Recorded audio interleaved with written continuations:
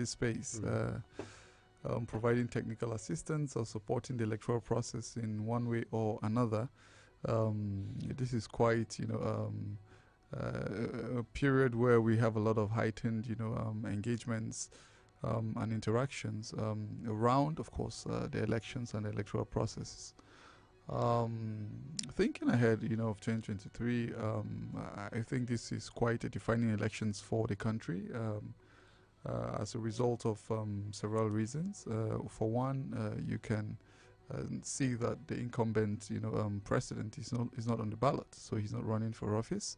Of course, his party is, but whenever there's a change at the helm of affairs, the dynamics become a bit different. So you have, of course, other frontliners that are in the race, for the #1 seat. It's the same for several other state, government elections across the 28 states that will be holding, elections, while the rest are off-cycle, elections as they were. So quite an interesting time for the country. Now, observing Nigerian elections over time, over the past 2 decades now, what would you say is the biggest or poses the biggest challenge to Nigeria's elections? I think one of the greatest challenge for the elections has to do with the trust in the system. There is a huge trust deficit in institutions that manage, not just elections, but governance and every other process in the country. So that trust, which I would also link, because there's a nexus between governance and elections, and when citizens that should be engaging the process feel that governance processes are not, as effective as they are, or are not reflecting on their lives the way they expect it to, oftentimes they take it out on elections. So they decide to, sort of either negatively participate in the process, or engage in what we now popularly call voter apathy by not by letting their franchise to waste, as well. So I think there is a huge trust deficit beyond the other, technical elements you can raise. For me, that is the first issue, because once you begin to talk about the other elements around the electoral processes, be it the role of or the roles of other institutions, be it how politicians impact the process, what about the judicial proceedings, what about the law, the electoral legal framework, all of these elements, will feed off this foundational problem, that I have observed, over time. Now, let's talk about money politics and, vote buying. It's been in the polity for quite a while now. And at this point, many Nigerians are talking about, INEC has raised the alarm that people are harvesting voter identification numbers. The Arewa Forum has said, look, in the north, people are selling their PVCs for as low as 2,000 naira.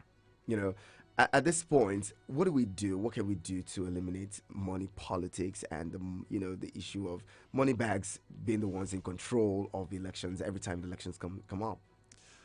You see, this is why I went back to the issue of the nexus between governance, politics and elections. Yeah. All over the world, politics involves you spending money. That's the truth. You cannot take away that. In some countries, they do not buy elections by paying money, but they also trade favors, and all of that. However, the negative role of money in Nigeria's electoral process has been one that has been a very serious issue, and of concern to most of the organizations that are involved. And of course, a few days ago, as you saw, a lot of these agencies, the Independent Corrupt Practices Commission, the Economic Financial Crimes Commission, EFCC, the INEC, the broadcasting agencies, and the regulating agencies, all security agencies met to discuss about the role of politics, money in politics and elections. So this issue of purchasing PVCs, we'll probably, also touch on that a bit further. It's of no use to be with the kind of system that INEC has put in place for the elections, talking about the bimodal voter accreditation system. You cannot utilize a PVC that you purchase, for, voting on behalf of the person. So there's no third party voting. However, What political actors are trying to do oftentimes is to probably disenfranchise their opponents, by procuring PVCs in these opponent strongholds so that their people or their loyalists are unable to exercise their franchise. You know, or yes, that's one of the reasons they are doing that. Otherwise, you cannot vote by proxy. You cannot vote for somebody else. It's a sad issue. Money is really influencing the processes, but like I told you earlier, because people feel that governance has not really impacted on their lives, the economic challenges, especially when you go to rural communities or grassroots communities, people just feel once it's an election season, it's just a season for us to get whatever we can get and forget about these people. We'll never see them again. So they sell it, whatever amount it is, 2,000, 3,000, 5,000, they don't care, irrespective of the permutations. And if you tell them that these numbers you have will not even feed you for a week, they don't see it from the same perspective that an enlightened individual in the cosmopolitan area, would look at. Brings me to talk about the fact that many Nigerians say, "Oh, politicians have weaponized poverty against Nigerians. They would do anything to see that Nigerians remain poor." With that in mind, and the class of politicians that we have today, do you see it ever going away? Do you see, because looking at the poverty numbers, over 60% of the population in poverty, in multidimensional poverty. According to the NBS. Now, at this point where we're inching towards election, shouldn't it be the time where Nigerians at all levels, especially the literate Nigerians, shouldn't it be a responsibility to educate and enlighten those who may not be as enlightened? Because it seems to me that every time we say these things, we say, "Oh, the uneducated Nigerian, the rural Nigerians," but sometimes these are the people who actually participate in the process. Absolutely. Those who are considered elite and educated sit back at home on election day, and sometimes they're the ones who are concerned about the money. They're the ones who are saying, "Look, give us monies during campaigns." The ordinary Nigerian may not get enough money from them. They probably would get 2,000-3,000, but the people who get bulk of the money during the elections are the ones who are in the urban cities.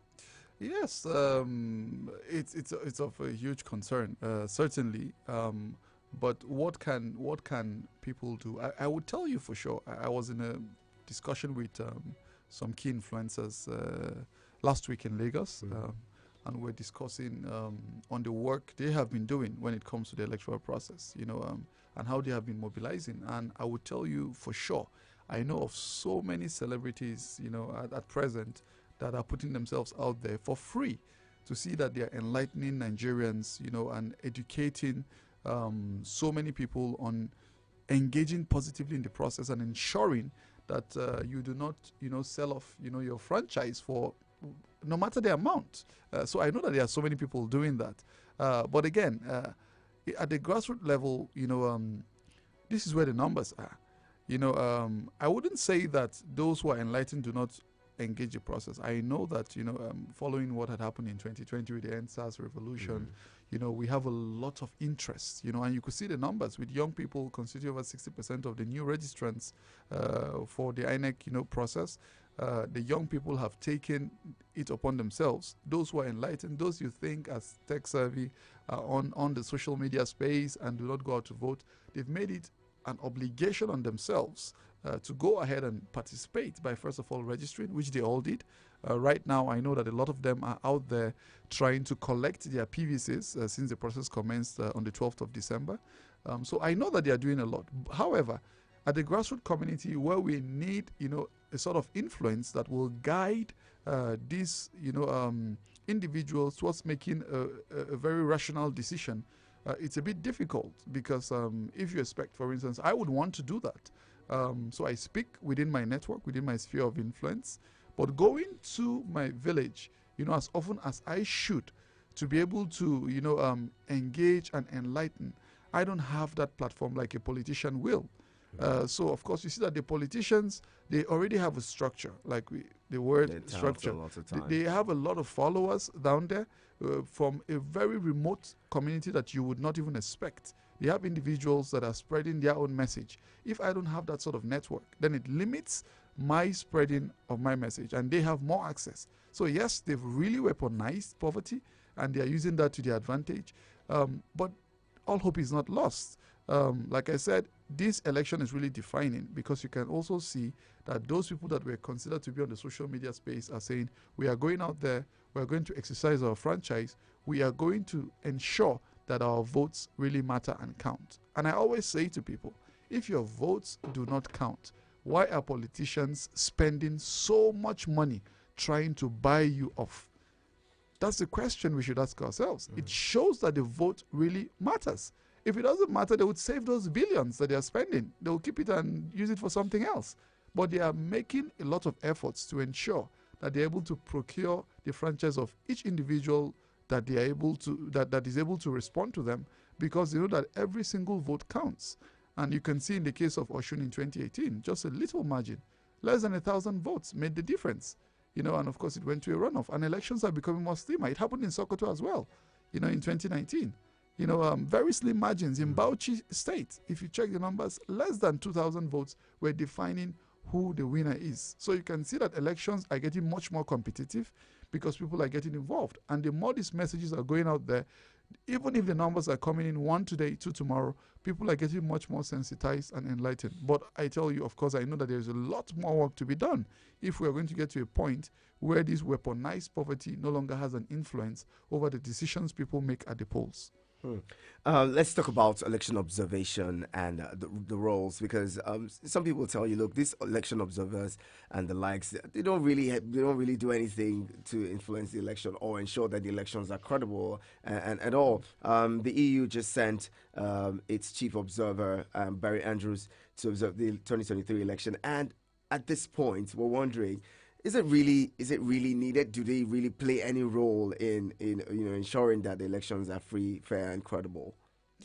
Well, interestingly, I was part of the EU election observation mission in 2015. I was part of the core team, and I supported that process extensively. And I was part of the media observation team, media monitoring team. So we had a sweep, of the entire media across the country, and I've been engaging them at different, points. The role of observers in every elections globally now is the same, observers. And just like the word implies, you are there to observe. And anyone that is there to observe is supposed to observe, make, certain, recommendations based on your observation. So you observe, you see what you've seen, and you take notes, note it down, and if there are ways that you want to recommend, for an improvement, you do that. The role or the roles of observers now across, whether the EU, US missions, IRI, NDI, African Union, all the international observers, as well as the national or domestic observer groups that we have, tens of CSOs, working across that space, is not to influence the process. Nigeria is a sovereign country, just like every other country.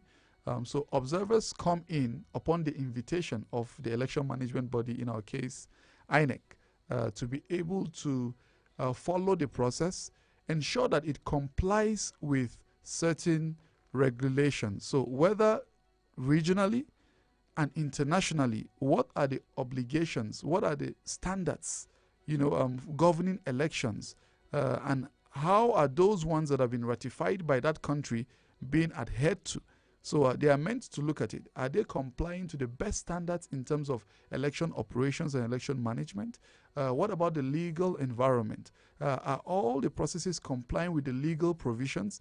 For instance, the African Union Charter, on democracy and elections states, for instance, there should be no amendment to the electoral law at least 6 months before an election.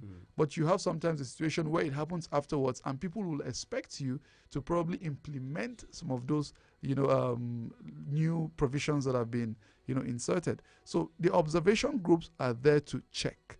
They are there to check is every stakeholder, so not just INEC in this case, but the security agencies, are they ensuring that they are following the rules of engagement when it comes to election security management?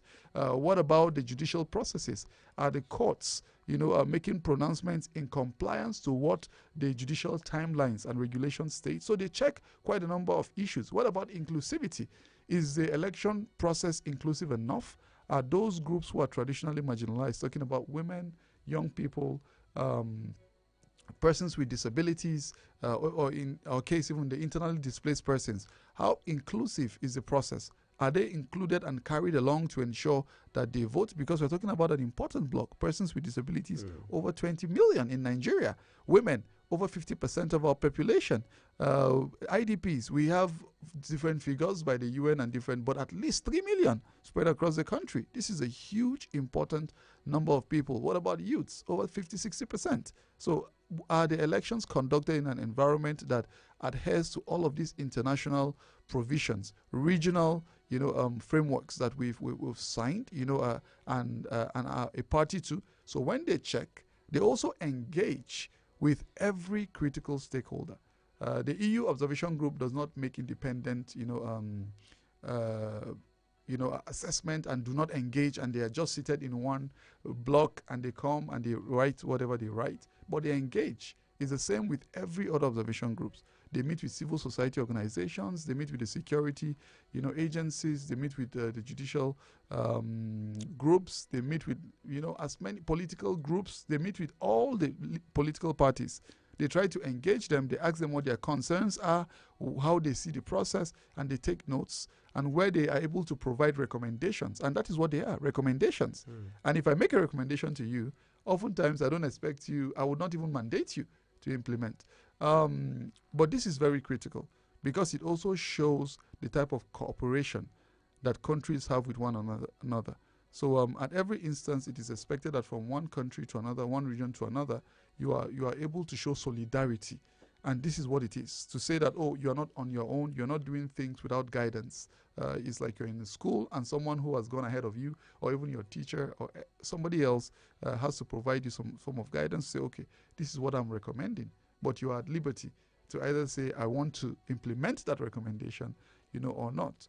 So I know that a lot of people sometimes expect, they will say, oh, sanction this, sanction that. They say all of that, but it's a bit much more, deeper, than that. But they offer recommendations, and oftentimes they also have what you call follow-up missions, where they come to check the recommendations we have made in previous elections. Is it adhered to? I know in 2019 we had about 30 recommendations by the EU, incidentally. Same in 2015. And when they check, sometimes you have 1, 2, 3. Some are administrative. Some would require an amendment to the legal framework. And I know that for those that are administrative, the responsible institutions have taken steps to ensure that that process is enhanced. So whenever you see that there's a change or there's a modification to the process, to the guidelines, regulations, it's showing you that these institutions are improving based on the feedback they receive. So observation is basically a feedback mechanism, on whether I'm doing well or not. Where do you think I need improvement? Well, this whole I need us to talk a little more about the safety of EU observers. In 2019, there was a popular statement attributed to the governor of Kaduna State, Malam Nasser El-Rufai, the body bag statement, and the EU had to respond to say, look, we were invited to observe the elections, not to interfere with the process. This is the popular mindset that when observers come in, sometimes they have a bit of influence over the election. Now, talking about their safety, from your experience, would you say that we've provided enough a guarantee for their safety over time? Because if we're talking about the 2023 election and people are saying it's a make or mar election, where we need to be a little more, cautious and ensure that those who are coming out from, coming into the country to observe the election are also safe. No, it's a very important, aspect. And we're not just talking about the safety of the observers here. It's also safety of every other individual that is involved in the process, from the citizens, first of all, primarily, to election workers.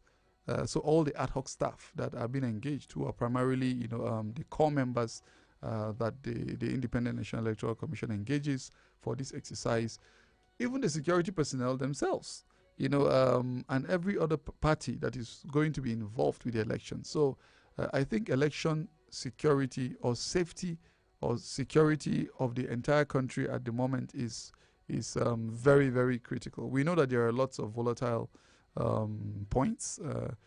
We know that there are also security challenges when you look at the banditry in the southwest or other parts of the country.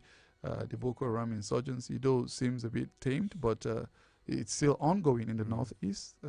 the farmers had a crisis in the Middle Belt, South, the kidnappings, and all across the country. Safety is a major concern, and do not forget that some of our elections in 2015 for 6 weeks was postponed as a result of security. In 2019, there are some places that you couldn't even hold elections due to that concern. But what I know is that there is a mapping, an election security mapping where you have hotspot analysis, and not just the international observers, but also domestic observers do that. Organizations like Clean Foundation that work very closely with the security agencies, they engage in this hotspot analysis and mapping where they share intelligence with all the security agencies and also guide all observers, the media. Actually, we've also had assaults on the media, as well in previous elections. I remembered because I'm a friend to the media, my friends who also had the same, situation. Yeah. So election security has to be a priority. State governance is unfortunate, of course, that statement at the time, but that does not also inspire confidence, not just on the elections, but also on investors coming into the country when they begin to think that you cannot guarantee, a safe environment for them to, practice their trade. I think, chief executives that are saddled with responsibilities to take care, of security and safeguard lives should do that much more, honorably. And like I told you earlier, it's a bit of a misconception when people think that observers are there to interfere. And I think that is what led to, such an unfortunate, statement. Yeah, absolutely. And I think there should be a bit of a guarding, guided statements when it comes to such very sensitive issues and individuals that are visiting you, because it is also on us to be a bit hospitable as Nigerians to our visitors, that come in. So how are we projecting our country, at this very critical time? So I think all stakeholders need to ensure that communication is succinct, as well. Yeah. And while the conversation continues, this is your radio experience. You can count on. We will be talking more about electronic voting, the beavers, and all that. The new stuff that we have coming into the 2023 general election has been tested in about 2 or 3 states now. But then the general election is where what people are waiting for, to see how these new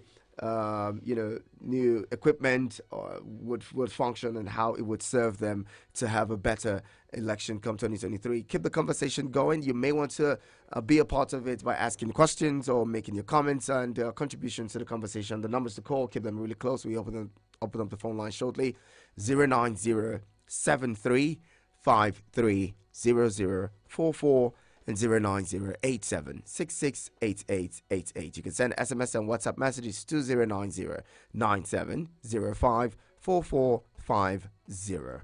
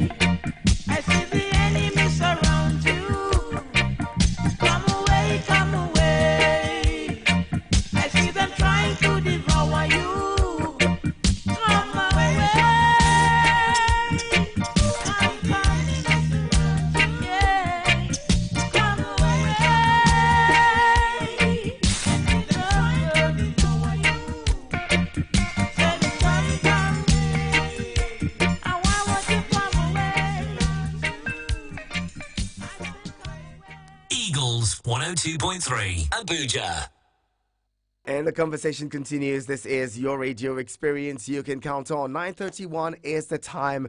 The phone lines are open now. You can join the conversation if you have comments and questions or whatever you have to contribute to the conversation. Joining and let's hear from you.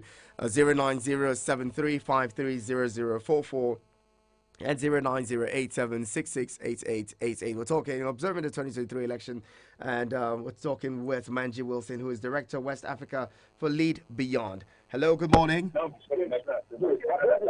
Hello, good morning. Okay, seems like. Good morning. Very well, what's your name? We can hear you, I can hear you. Though I'm not hearing it from my end here. Uh-oh, what's But happening if you now? can hear me, I'm still Mr. Sunday the Prince. I can hear you, Sunday the Prince. Go I ahead. greet you and I greet your guest. He spoke it all.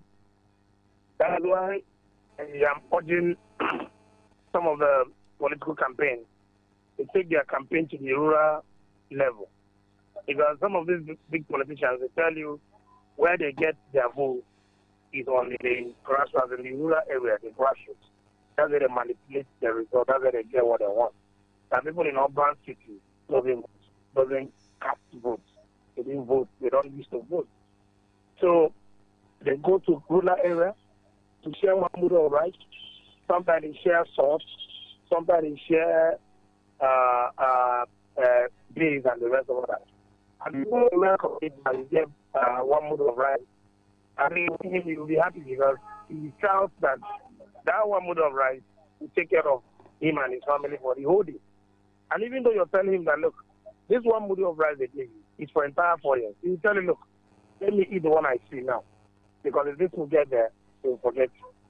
And because politicians don't keep to their promises, that's why many Nigerians believe that, look, we need to get our share now. We need to get our share now. Because if you have to get our share now, automatically once they get there, they will not be able to remember you. I remember even when people came to my community in Ozobo, he made a promise to said he's going to give us our song because there was suffering from light issue. Summer, and also, rectify the area and fix the road. After the promises, he went back. Nobody heard of him again. Until one certain time, the wife came for campaign. He was campaigning for somebody. And we reminded her, I said, look, you also had a promise to us, and he has not fulfilled his promise. And you're canvassing for our vote again. You might said, oh, that she's sorry. Now, one thing about this governor and the rest of us is that a lot of projects on their head. And what they need is follow up. And if they don't have anybody that are reminding them, or if they don't have a follow up, automatically, those that have follow ups will always attack development. So there are one of my brother that is working in all kind of government. We now go through him to remind the governor of the promise he made to us. Immediately, the guy reminded him. Within interval of 1 week, they brought transformer to us. And they also now come and keep the high tension and restore light to us. And the road, they created the road. That's where the road is end. Okay. So that is one of those things because they don't keep to their promise sometimes. And that's why some of the really it's an opportunity for us to make our money. If we get this 5,000 naira today, it will help us someday. And we don't care. So we should desist from such. And that's why we need to take our campaign to the rural community. Reminding them, look, what is 5,000 naira? Automatically, they are paid for 4 years. You better never collect anything from them so that you can hold them accountable. All right. Because definitely will still come back any other time to contest, to look for your support. Thank you very much. And when they come, you remind them, look, this time we're not giving our support because you failed to keep to your promise at that time. All right. But when you have collected 5,000, you will be bold enough to ask them of the promise they make to you. Because if you ask them, they will pay you. You collect 5,000. So politicians are deliberately impoverishing Nigerians so that they will use this method to always win our vote. Thank you, Sunday the Prince. I guess you can hear me anyway. Thank you so much for calling. I appreciate you calling in. The conversation continues. We'll be talking some more. Keep it here. Young Rabbit, only 100 naira. 100 naira, you enter. Anybody can beat. If If you win your bid, you go Now, why, inside. Jimmy, you never stop to the lie. You told my friend that you use 100 naira to buy this laptop. My sister, I said make I bid for laptop before I say Jack Robinson. I just see message. Congratulations, you have won laptop. Hey! Download the Yanga Bid Wheel of Fortune game from your Apple or Google Play Store. Sign up to any plan, start playing and winning. Yanga Bid, Nigeria's 100 naira online market. You can call us on 091 3000 2014. 091 3000 2014. Eagles 102.3. Abuja. We're grateful that you stay with us on your radio experience. You can count on this is Eagles Outlook, and we've been talking, observing the 2023 election. My guest is Manji Wilson, Director of West Africa for Lead Beyond. I'm going to bring in another caller before he responds to your questions and thoughts. Hello, good morning. Good morning. Good morning. What's your name? Good morning to all listeners. Okay, go ahead. I want to speak on issue. Issue of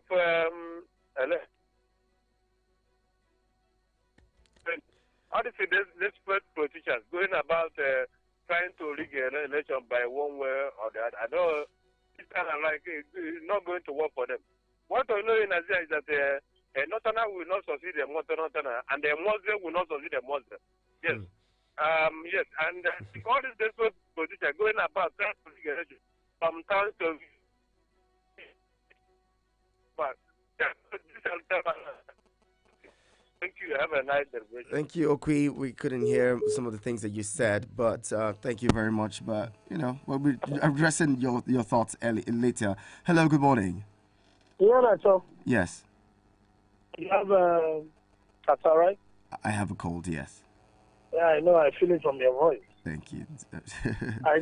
I greet you and your guests. Like what I'm saying in essence is like this awareness campaign that there already to educate Nigerians. I believe that people like us in an urban area, we are enlightened. We are following the happenings in the country. This awareness campaign should be taken down to the rural community, where many of them are not opportune to see. It's the best way to do that. He told me where they get their vote is from the urban, is from the rural communities, the rural area. That's where they get their vote. The people in urban cities don't even vote. Many of them don't even go to police to vote. But those in urban area, rural area, come out en mass to vote. And that's why they are easily being bought over. Because a woman from week to week, all she's spending is not even up to 1,000. And you came and gave her 5,000. Automatically, you're like semi-god to her at that point in time. She doesn't even care if she's going to spend the money for the rest of her 4 years or possibly 8 years. But at that moment, you have cured her personal needs at that moment. You understand? Okay. And that is why it happens that politicians only take advantage of that. They get whatever they want from the rural area. If there's a way they can take this campaign, or possibly some of us, because we are doing our own sensitization down to my own end, if there's a way we can take the look, there's no point of collecting money. Because once you collect money from these politicians, you cannot be able to hold them accountable. And if they come back tomorrow for your support, automatically the last time we gave you 5,000. But if you fail to collect money from them, I think that money will not solve your entire need. It's just for a moment. Then you can be able to hold them accountable. Anytime they come back again for your vote, you tell the last time you promised us road, you're not able to give us road. For that reason, we're not supporting you. All right. I think that will make politicians to learn lesson and sit up. Okay. Thank you. Have a fantastic day yourself. Talking about accountability and how to hold your leaders accountable. We're talking earlier, and you mentioned that Nigerians sometimes don't speak out enough, and that's why things continue to happen like this. Now, how do you respond to in particular about Okwi, who was adamant on a Muslim would not succeed in Muslim, and Northerner would not succeed in Northerner? Shouldn't we have gone past this kinds of conversations when we could talk about our elections? Well, it's easy, of course, to think we should have gone past such issues.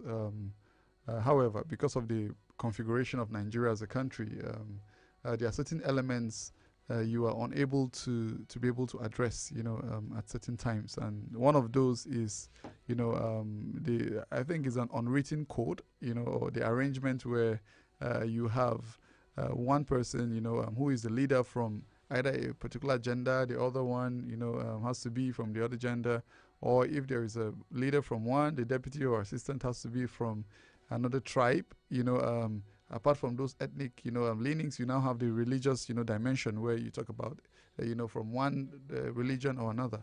But indeed, globally, what Nigeria has really been suffering from an issue of leadership, purposeful, visionary, and leadership that is intentional towards, delivering the good of democracy to the people.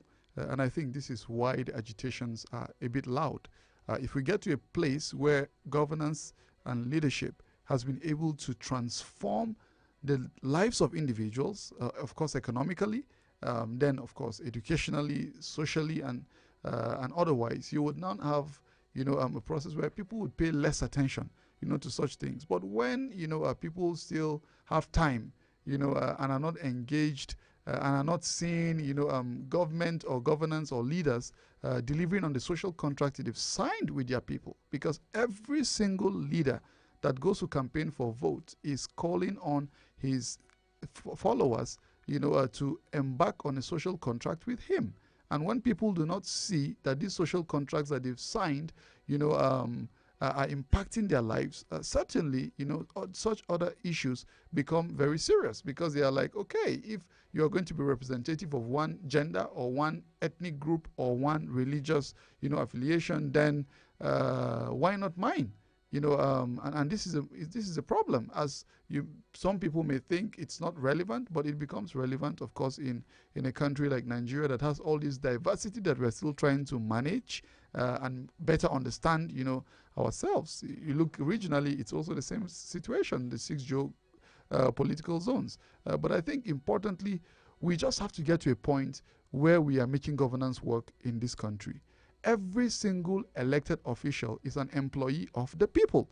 And one of our callers had mentioned earlier, that they had to go and remind the governor, and he said, oh, nobody reminded me, I have so much. Yes, that is part of social accountability, and every single citizen has a right to do that. So once you have elected leaders in office, you should follow them and hold them accountable. The only part that I always ask for caution is that there's a difference between advocacy and antagonism.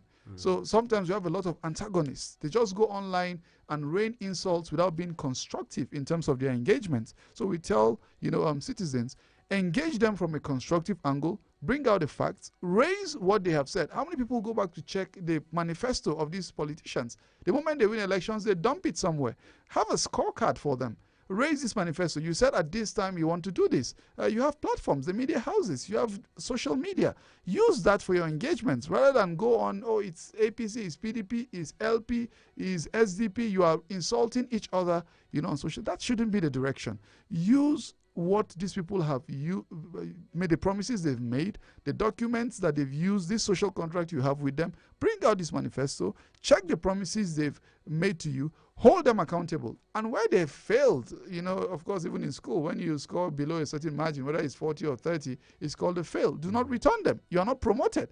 But we have a situation where people that have failed or underperformed in offices are promoted.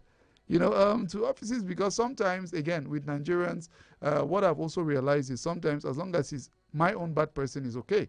If it is your own bad person, then it's not okay. Then we have a problem. So people tend to sort of, are comfortable with bad performance as long as that leader emerges from either their tribe or their geopolitical zone or their religion. As long as this bad leader is from a particular sentimental angle of mine, then it's okay. So I think we must go beyond that. And once we do that, we'll be able to have effective leadership that will transform this nation. Interesting. I'll take you back to the BVAS and all, BVAS and, some of the policies that the CBN, you had tried to implement to see that vote buying and even terrorism and the likes are curbed. Many Nigerians canvassed against it. just yesterday, the CBN reviewed the policy to say, Nigerians can withdraw between individuals 500,000 and corporate organizations 5 million naira weekly. When that policy first came to be, back in, I think, on the 6th of December, what was it like for you? What did you think? What do you think about the policy? Because there's been arguments for and against. Were you for it or against it? Well, the issue of what the CBN, I think the CBN monetary policy, has to do with a lot of, reducing the circulation of course, hard currencies around, and also promoting the issue of using your virtual platforms, which is a common practice all over the world, actually. I would tell you that there are certain countries you cannot withdraw about 500 euros in a whole month. If you convert that with the official rate, of the banks, that's over 200,000, but a whole month. In certain countries in Europe, that's the standard in terms of cash. So they are reducing the circulation to also promote e-banking. And I'm pretty sure that was the mind, of the CBN. It's thinking when this policy was coming up. And we have all these e-platforms that have been developed over time, but you also realize that a lot of people are not using it. They rather go on the hard currencies, and you have all these people. Of course, it also saves cost. How much does the CBN, invest when it comes to printing of these hard currencies? It spends a lot. But when you have a reduced circulation, also, of course, to a large extent, people are also seeing the influence of money in politics. So it was, for a lot of enthusiasts, a welcome development because it will reduce the circulation. But don't forget, there was a caveat that you have this amount to withdraw as an individual or as a company. But if you go above, it's just a percentage that you would pay, you pay a fee. So as a politician or as an individual that wants to withdraw so much cash for my use, I go ahead and but then you also have to state what you're doing with the money. You also have to state to the banks what it is that you intend to do with the money before you're issued such an amount. I know, but Prince, you and I know how this country works. There are certain people in certain positions that tend to find their way around the law. So these questions may be asked for probably you and I that do not have so much, and they ask us why. True that. But for others, they're able to go. Anyway, let's quickly talk about electronic voting. That's right. We now have electronic transmission of results. Nigerians are going on a step further to ask for electronic voting and diaspora voting, so Nigerians can vote anywhere from any part of the world, and be able to. If they're remitting so much money to Nigeria, they should be able to make choices too as to who leads Nigeria and leads their country. What do you make of that? Well, you had raised the question of the BVAS, the biometric voter authentication system. For those who are not so familiar with it out there, of course, that device is a device that will be used to ensure that you are the owner of your PVC.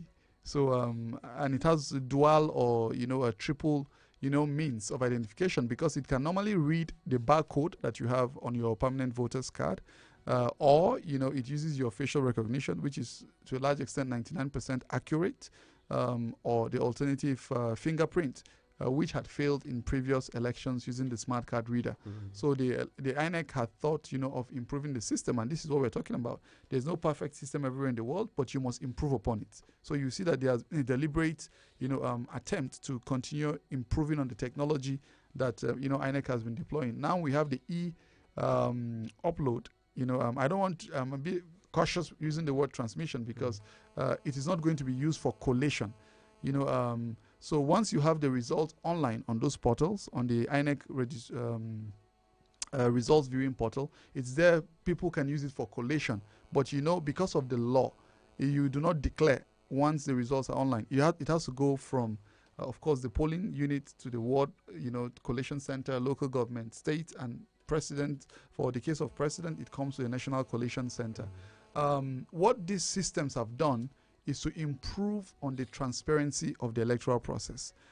So daily you are seeing an improvement. Now people can view in real time the outcome of their votes in the polling station. So once you cast your ballot, and that from EC8A is pasted on the wall, you are able to now take a picture, and later on you go to the INEC results viewing portal, once the voting has been concluded at that polling station, and check for your polling unit, you will still see the same result uploaded. If it's not the same, of course, you can be able to point out that there is a disparity and there's an issue. So what this has done is it's improving, the transparency of the election process. But don't forget, it doesn't take care of the governance part when leaders eventually emerge and are elected into office. That is now where the part of holding them to the social contract they've signed with the people becomes critical. So citizens don't have to wait from one election to another to continue to lament about whether a governor or a president or a chairman or a state house of assembly member performed well or not. They are supposed to hold on to this contract and begin right from the first day in office. What did you say you would do? What are your first 100 days? A lot of them celebrate it, but they tell you their scorecard. Do you check in relation to what they had promised? And all of that. And then you need to go beyond that. A lot of them, 1 year in office is just the normal, we are celebrating 1 year in office. They do all these, official events, but do not also go back to check what is my measurement. For me as a development person, we always have indicators. So what are the indicators for success? Am I meeting up to indicators? What are the means of verification that I'm meeting up to these indicators? And I have to check the roads that this our caller talked about earlier. Was it constructed? What about the standard? Was it constructed up to standard? Or it's substandard? Because there's a difference. And you have to check, all of these things to ensure that it's quite unfortunate we can't take any more calls. Our clock is in the ceiling. We'd have to wrap it up now. Thank you to all of you who have tried to call in. And those of you who actually called in, to those of you who just sat back to listen, you are my MVP. I call you that all the time. Thank you for being there. Be there tomorrow when we come back with fresh conversation on the polity. My guest has been Manji Wilson, Director, West Africa for Lead Beyond. He's a policy, governance, and election administration expert with years of experience supporting Nigeria's democratic governance processes. Thank you so much for coming in, Wilson. Thank you, Prince, for having Appreciate me. you. Thank you. And this is where we have to drop the anchors. Let's talk more tomorrow. My name is Iheanacho Prince. Keep it with us.